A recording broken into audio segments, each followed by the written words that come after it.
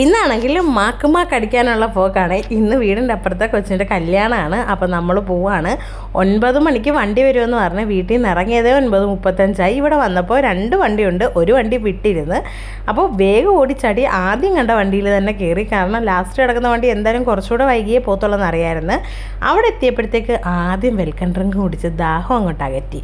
അപ്പോൾ ആദ്യക്ക് കുറച്ച് photos videos എടുക്കണമെന്ന് പറഞ്ഞ് അവൾക്കതെല്ലാം എടുത്തു കൊടുത്ത് നമ്മളെ വെൽക്കം ചെയ്യാൻ കുറച്ച് കഥകളിക്കാരും അവരെല്ലാം നിന്ന് പിന്നെ ലിഫ്റ്റ് കയറി നമ്മുടെ ആഡിറ്റോറിയത്തിനകത്തേക്ക് കയറി. ഇതാണ് മണ്ഡപം ഒരുപാട് ഇഷ്ടപ്പെട്ടു കേട്ടോ, നല്ല രസമുണ്ട്. ഇപ്പുറത്തെ കുറച്ച് വയലിങ്ങും പാട്ടും ഡാൻസും ഒക്കെ ഉണ്ടായിരുന്നു. അതെല്ലാം കണ്ടിരുന്നപ്പോഴാണ് ഈ സ്ക്രീനിനകത്ത് അവർ സേവ് ദി ഡേറ്റ് ഒക്കെ വന്നത്. പിന്നെ അതും നോക്കിക്കൊണ്ടിരുന്നത്. ഇത് അടിപൊളിയൊരു അനുഭവമായിരുന്നു, നല്ല രസമുണ്ടായിരുന്നല്ലേ. ഇപ്പോഴെന്തൊക്കെ മോഡേൺ രീതിയിലാണ് മാരേജ് നടക്കുന്നത് അത് കണ്ടുകൊണ്ടിരുന്നപ്പോൾ ഈ കൊച്ചിറക്കനാണെങ്കിൽ ഫോണിലിട്ട് പിടുത്തമാണ്. ഞാൻ ചോദിച്ചു, എന്താ കൊച്ചിറക്കാൻ നിനക്ക് ഇത്ര ഫോണിനകത്തോട്ട്? എപ്പോൾ വീഡിയോ എടുക്കാൻ ഫോൺ ഓൺ ആക്കി വെച്ചാലും അവൻ അപ്പോഴേ വരും. പിന്നെ ഇതാണ് അവൻ്റെ അമ്മ അതുല്യ. ഇത് ഈ ചെറുക്കനെ അകത്തേക്ക് കൂട്ടിക്കൊണ്ട് വരാൻ വേണ്ടി പോവാണ്, താലപ്പൊലിയൊക്കെ ആയിട്ട്. ചെറുക്കൻ്റെ നമ്മുടെ പെണ്ണിൻ്റെ ആങ്ങളെയാണ് മാലയിട്ട് സ്വീകരിച്ച് അകത്തോട്ട് കയറ്റുന്നത്. നമ്മൾ അങ്ങോട്ട് പോയില്ലായിരുന്നു, നമ്മുടെ സീറ്റ് പോകാതിരിക്കാൻ വേണ്ടി നമ്മൾ മുമ്പിൽ തന്നെ പോയിരുന്നു. കാരണം കാണണ്ടേ എല്ലാം, അതുകൊണ്ട് വിശദ വിവരങ്ങളായിട്ട് കാണാൻ വേണ്ടി മേളിൽ ആദ്യം തന്നെ കയറിയിരുന്നു. ഇങ്ങനെ വെയിറ്റ് ചെയ്തിരിക്കുവാണ് ഇനി ഇവരെപ്പോൾ വരുമെന്ന്. പിന്നെ സ്ക്രീൻ ഉള്ളതുകൊണ്ട് കുഴപ്പമില്ല, താഴേന്ന് മേളിൽ വരെ വരുന്ന എല്ലാ കാര്യങ്ങളും നമ്മുടെ ഈ സ്ക്രീനിൽ കാണാൻ പറ്റുമേ. അങ്ങനെ തൻ്റെ ചെറുക്കനെ വരവേറ്റുകൊണ്ട് വരുന്നുണ്ട് വീട്ടിൽ എല്ലാവരും. അങ്ങനെ അതിങ്ങനെ സ്ക്രീനിൽ കണ്ടുകൊണ്ടേയിരുന്ന് അപ്പോഴാണ് നമ്മുടെ മോഹിനിയാട്ടക്കാരികൾ ഇങ്ങനെ ഡാൻസ് കളിക്കുന്നുണ്ട്. അതെന്തായാലും ഒരു നല്ല രസമാണ് അല്ലേ. ഇങ്ങനെ കൊണ്ടുവരുന്ന കൂട്ടത്തിൽ അവർ ചെറിയ രീതിയിലുള്ള സ്റ്റെപ്പുകളും ഡാൻസും അപ്പോൾ ഒരു മ്യൂസിക്കൊക്കെ ഇട്ട് ആ പാട്ട് നല്ല രസമുണ്ടായിരുന്നു. പിന്നെ നമ്മുടെ കുട്ടൻ വന്ന് ഇവനാണെങ്കിൽ നല്ല രസമാണ്. ഈ ഒരു കല്യാണത്തിന് നല്ലൊരു വൈബായിരുന്നു ഇവൻ.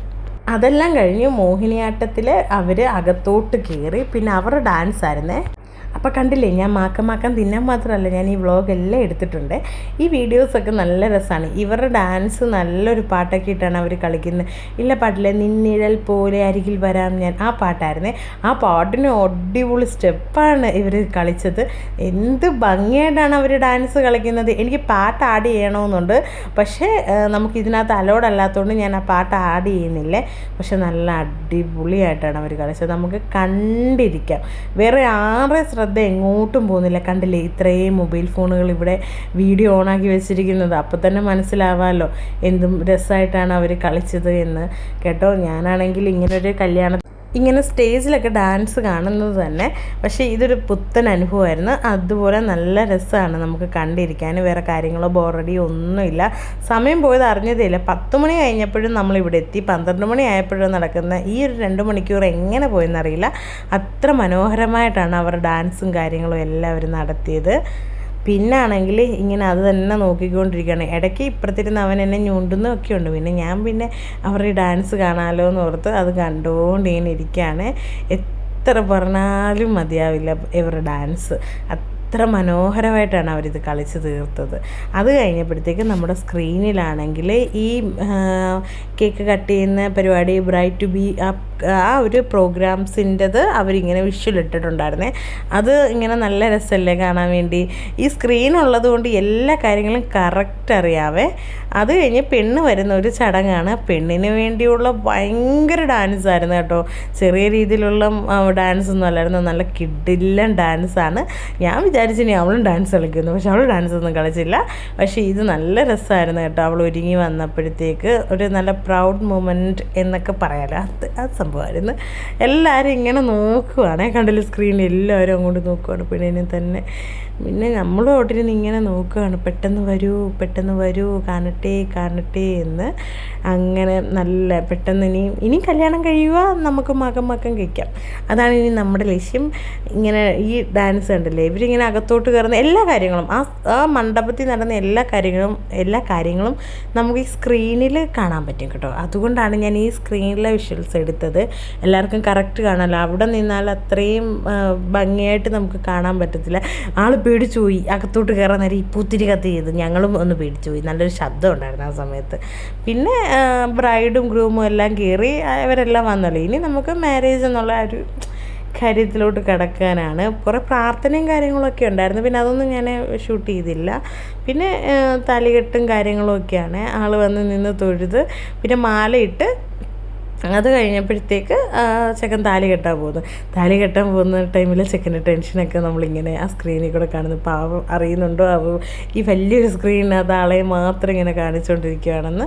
എന്തായാലും താലികെട്ടും കാര്യങ്ങളെല്ലാം കഴിഞ്ഞിട്ട് നമ്മൾ വെളിയിലോട്ട് ഇറങ്ങാമെന്ന് വിചാരിച്ച് അതിങ്ങനെ കണ്ടുകൊണ്ടിരിക്കുകയാണ്.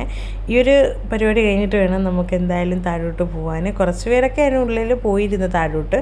നമ്മളെന്തായാലും പോയില്ല. നമ്മളെന്തായാലും ഇതെല്ലാം കണ്ട് ചടങ്ങെല്ലാം കഴിഞ്ഞിട്ട് പോകാമെന്ന് വിചാരിച്ച് അങ്ങനെ താലികെട്ടും കാര്യങ്ങളൊക്കെ കഴിഞ്ഞ് ആൾ ഭയങ്കര ഹാപ്പിയാണ്. നമുക്ക് ഈ സ്ക്രീനിലൂടെ കാണാൻ പറ്റും. പിന്നെ അടുത്ത ലക്ഷ്യം ഞാൻ പറഞ്ഞ പോലെ മാക്കമ്മക്ക അടിക്കുക എന്നുള്ളതാണ്.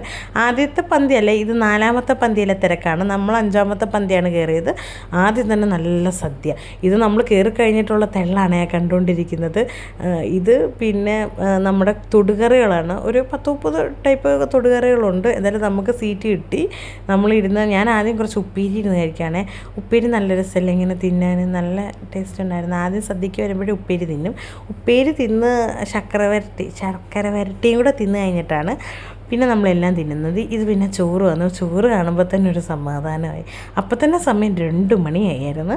പിന്നെ പരിപ്പ്, പിന്നെ നമ്മുടെ നെയ്യും കൂടി ഇട്ട് ഈ പപ്പടവും കൂടെ കൂട്ടി കഴിക്കുമ്പോൾ കിട്ടുന്ന ഒരു സ്വാദുണ്ടല്ലോ, അത് വേറെ എങ്ങൊന്നും കിട്ടില്ല. നമ്മൾ വീട്ടിൽ ഈ പരിപ്പും പപ്പടവും എന്ന് വെച്ചാൽ ഈ ഒരു ടേസ്റ്റും കാര്യങ്ങളൊന്നും കിട്ടത്തില്ല. അതിങ്ങനെ മാക്ക അടിച്ച് കുറച്ച് കഴിഞ്ഞപ്പോഴാണ് നമ്മുടെ സാമ്പാർ വന്നത്. സാമ്പാർ വന്നു, പിന്നെ അതിൻ്റെ പുറകിന് നമ്മുടെ പ്രഥമൻ വന്നു, പിന്നെ കടലപ്പായസം ആ സംഭവം വന്നു. കടലപ്പായസം കിട്ടിലും ടേസ്റ്റായിരുന്നു. പിന്നെയാണ് നമ്മുടെ പാലട വന്നത്. പാലട എൻ്റെ പൊന്നോ എന്തൊരു രുചിയായിരുന്നു പാലട. ഞാൻ നല്ല പഴവും പപ്പടവും കൂട്ടി കഴിക്കാമെന്ന് വിചാരിച്ചു. ഞാനിങ്ങനെ പപ്പടം കുറച്ചെടുത്ത് പരിപ്പിൻ്റെ കൂടെ കഴിച്ചിട്ട് കുറച്ചെടുത്ത് മാറ്റി വെക്കുവേ. നമുക്ക് ഈ പായസത്തിൻ്റെ കൂടെ ഞെവിടി കഴിക്കാൻ അങ്ങനെ ഇഷ്ടമുള്ളവരൊക്കെ ഉണ്ടോ? എനിക്ക് ഭയങ്കര ഇഷ്ടമാണ് ഈ പായസത്തിൻ്റെ കൂടെ പഴവും പപ്പടവും ഇങ്ങനെ കഴിക്കാൻ വേണ്ടി. നല്ലൊരു ടേസ്റ്റ് അല്ലയോ അതിങ്ങനെ കഴിക്കാൻ. അതിങ്ങനെ കഴിച്ച് കഴിഞ്ഞപ്പോൾ ഞാൻ കുറച്ച് ചോറ് മാറ്റി അവിടോട്ട് വെച്ചിട്ടുണ്ടായിരുന്നേ. ആ പുളിശ്ശേരിയും കൂടി ഇങ്ങനെ ഒഴിച്ചൊരു പിടിക്കാമെന്ന് വിചാരിച്ചപ്പം നമ്മുടെ പച്ചമോര് വന്നു. ഞാനതുകൊണ്ട് പുളിശ്ശേരി കുറച്ചങ്ങോട്ട് മാറ്റി വെച്ച്. പിന്നെ നമുക്ക് പുളിശ്ശേരി പച്ചമോര് കുടിച്ച് കഴിഞ്ഞിട്ട് പുളിശ്ശേരി ഇങ്ങനെ കുഴച്ച് കഴിക്കാം. അയ്യോ, ഈ ഗംഭീരമായ സദ്യ കഴിച്ച് കഴിഞ്ഞപ്പോഴത്തേക്ക് വയറ് പൊട്ടാറായ. ഇനി ഒന്നും വയറ്റിൽ കുറച്ച് വെള്ളവും കൂടെ കുടിക്കണമെന്നുണ്ട്. അതിനുള്ള സ്ഥലം മാത്രം ബാക്കിയാക്കി തിരിച്ച് വീട്ടിലോട്ട് വരുവാണേ. അപ്പോൾ അത്രേ ഉള്ളൂ. ബായ്.